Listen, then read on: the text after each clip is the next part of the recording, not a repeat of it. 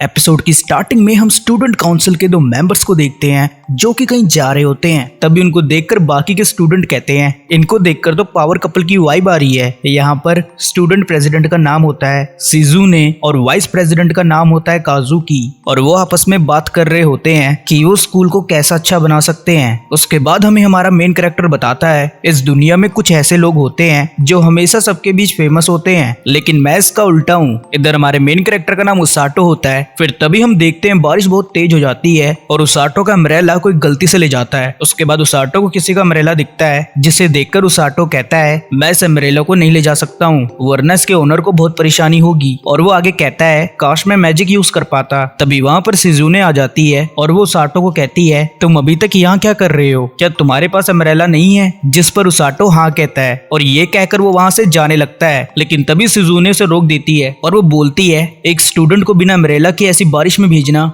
Student council की image को खराब कर सकता है। उसके बाद वहाँ पर काजुकी भी आ जाता है और वो साटो को कहता है तुम मेरा अम्ब्रेला यूज कर सकते हो। जिस पर शिजुने कहती है काजुकी क्या तुम इसे जानते हो? इस पर काजुकी बोलता है हम क्लासमेट हैं। उसाटो ये सुनकर हैरान होता है कि काजुकी जैसे पॉपुलर स्टूडेंट को उसका नाम पता है। उसके बाद काजुकी उसाटो को अपना अम्ब्रेला दे देता है। ये देखकर उसाटो अपने मन में कहता है मुझे लगता है काजुकी एक अच्छा लड़का है। फिर अम्ब्रेला लेने के बाद उसाटो से थैंक यू बोलता है, जिस पर काजुकी कहता है तुम्हें थैंक यू बोलने की कोई जरूरत नहीं है क्योंकि हम क्लासमेट हैं। और वो आगे कहता है चलो उसाटो साथ में घर चलते हैं। ये सुनकर उसाटो अपने मन में कहता है क्या मैं सच में इतने पॉपुलर स्टूडेंट के साथ घर जाऊंगा? उसके बाद हम लोग देखते हैं वो तीनों घर के लिए निकल जाते हैं। फिर उसाटो कहता है काजुकी मुझे नहीं पता था तुम इतने फ्रेंडली हो क्योंकि मैंने हमेशा तुम्हें लड़कियों के साथ बात करते हुए देखा है। जिस पर काजुकी कहता है मैं उनसे बात इसलिए करता हूँ क्योंकि वो लड़कियां मुझसे पहले बात करना शुरू करती हैं। तब शिजुने कहती है इसका मतलब लड़के तुमसे बात करना पसंद नहीं करते हैं। उसके बाद उसाटो शिजुने से कहता है मुझे तुमसे भी बात करना मुश्किल लगता था। जिस पर शिजुने कहती है पर क्यों,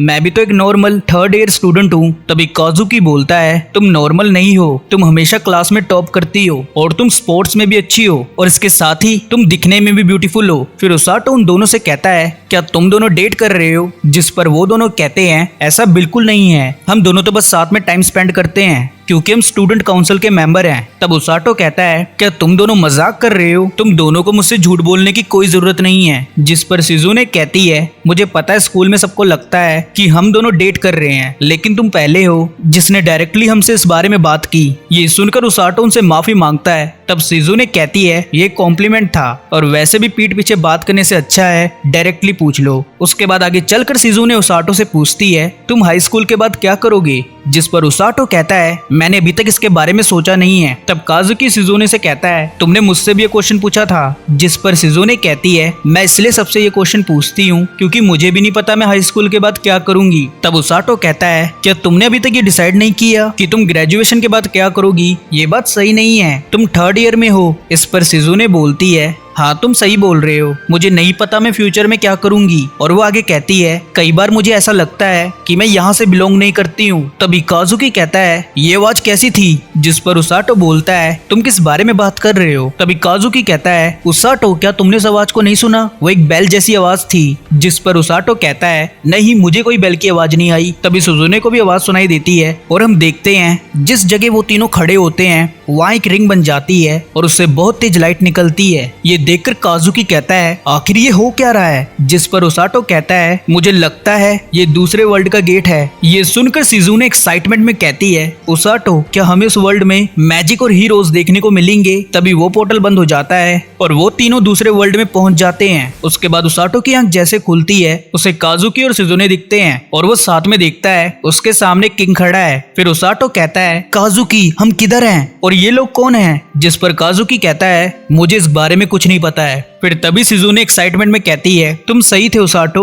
इस जगह के बारे में। शिजुने को एक्साइटमेंट में देखकर उसाटो के तोते उड़ जाते हैं। उसके बाद किंग कहता है लगता है तुम लोग जाग चुके हो। फिर तभी काजुकी उसकी बात को काटते हुए बोलता है तुम हो कौन और तुम चाहते क्या हो? ये सुनकर किंग का गार्ड बोलता है तुम्हारी हिम्मत कैसे हुई किंग से ऊंची आवाज में बात करने की? फिर किंग अपने गार्ड को शांत कराता है और वो उन तीनों को बोलता है मेरा नाम लॉयड है और मैं लिंगर किंगडम का किंग हूँ और मैंने तुम्हें यहाँ इसलिए समन किया है ताकि तुम हीरोज बन सको। ये सुनकर सिजुने पागलों की तरह एक्साइटेड हो जाती है। उसे देखकर उसाटो कहता है अपनी इमेज मेरी नजरों में खराब करना बंद करो। फिर किंग आगे बोलता है 2 साल पहले डीमन किंग ने हमारे वर्ल्ड पर अटैक किया था, पर तब हमने उसे हरा दिया था, लेकिन अब डीमन किंग की आर्मी बढ़ती जा रही है, तो पता नहीं आगे क्या हो सकता है। इसलिए हमारे पास एक ऑप्शन बचा था कि फॉरबिडन रिचुअल का यूज करके हीरोज को समिन करने का। तभी काजुकी गुस्से में कहता है मुझे तुम्हारी बातों से घंटा फर्क नहीं पड़ता है। तुम्हारी हिम्मत कैसे हुई बिना हमारी मर्जी के यहाँ बुलाने की? हमें जल्दी हमारे वर्ल्ड में वापस भेजो। जिस पर किंग कहता है मुझे माफ कर दो, पर अब ये पॉसिबल नहीं है, क्योंकि जब तक हीरोज अपना यहाँ आने का ऑब्जेक्टिव पूरा नहीं कर देते हैं तब तक वो अपने वर्ल्ड में वापस नहीं जा सकते हैं। ये सुनने के बाद काजुकी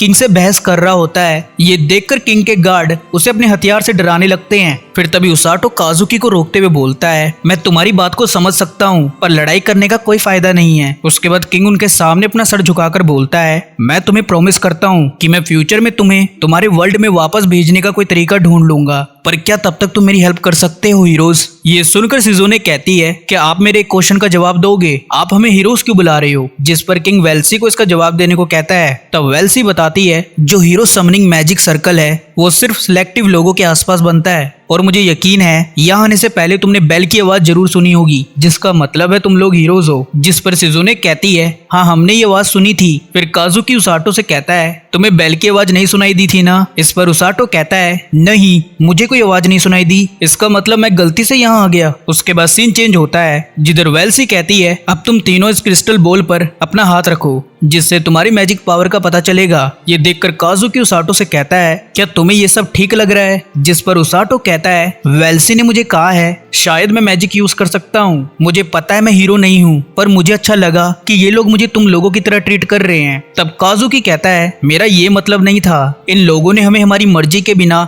यहाँ बुलाया है, क्या तुम इससे गुस्सा नहीं हो? इस पर उसाटो कहता है गुस्सा करने से कुछ नहीं होने वाला, हम कुछ ना कुछ करके ये सब मैनेज कर लेंगे। उसकी बात सुनकर काजुकी कहता है तुम कमाल के हो उसाटो। उसके बाद सिजुने क्रिस्टल बॉल पर अपना हाथ रखती है और उस क्रिस्टल बॉल से येलो कलर की लाइट निकलती है, जिसे देखकर वेल्सी कहती है ये कलर थंडर मैजिक को इंडिकेट करता है। फिर काजुकी उस क्रिस्टल पर हाथ रखता है और अब उस क्रिस्टल से व्हाइट कलर की लाइट निकलती है, जिसे देखकर वेल्सी कहती है तुम लाइट मैजिक को यूज कर सकते हो। इस पर काजुकी बोलता है इसका मतलब मैं अपने एनिमी को ब्लाइंड कर सकता हूँ। तभी सिजुने कहती है काजुकी तुम इस मैजिक का यूज लेजर बीम की तरह करना। ये सुनकर उसाटो कहता है तुम्हारी बातें काजुकी को समझ नहीं आ रही है। जिस पर सिजुने कहती है तुम्हारी जबान कुछ ज्यादा चल रही है, पर कोई बात नहीं। ये देखकर उसाटो बोलता है मेरी नजरों में जो तुम्हारी इमेज थी वो मिरर की तरह टूट चुकी है। उसके बाद वेल्सी काजुकी को कहती है लाइट मैजिक बहुत कमाल का है और इसे बहुत कम लोग यूज कर सकते हैं, और इसके साथ ही ये डीमंस के अगेंस्ट काफी पावरफुल मैजिक है। उसके बाद उसाटो उस क्रिस्टल को टच करता है और उससे ग्रीन कलर की लाइट निकलती है,